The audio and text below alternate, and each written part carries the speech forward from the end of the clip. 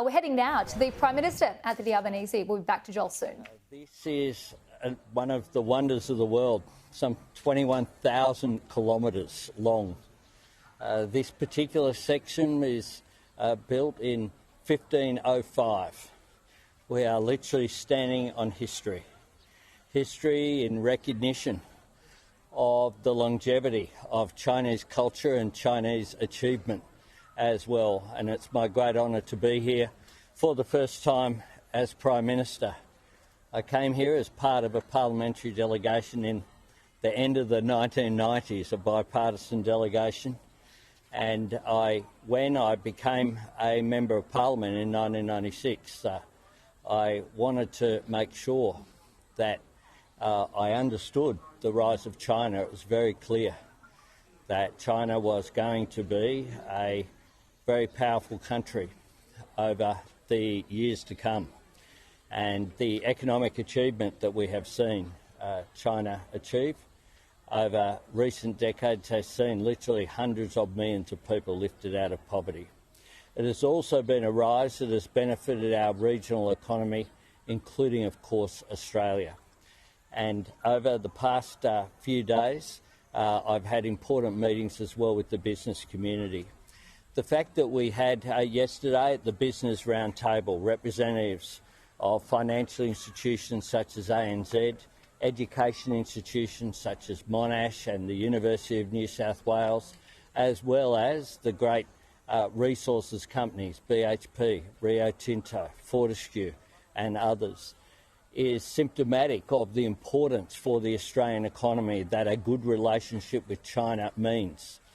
That is a relationship that is built upon the fact that 1 in 4 of Australian jobs is trade dependent, and our largest trading partner by a long distance is China.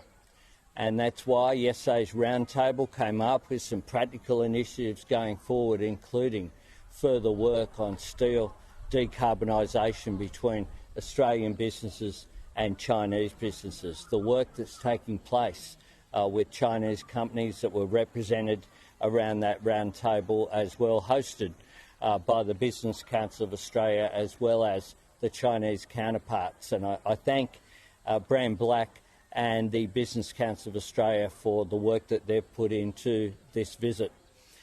Yesterday was also a very busy day. I spent more than 2 hours with President Xi and an equally long time with Premier Li, as well as having a constructive meeting with Chairman Zhao of the National People's Congress, who has agreed to lead a delegation to Australia to reciprocate the delegation that came from Australia to China, led by the President of the Senate, Sue Lyons, at the end of last year. So we look forward to welcoming that delegation in Australia.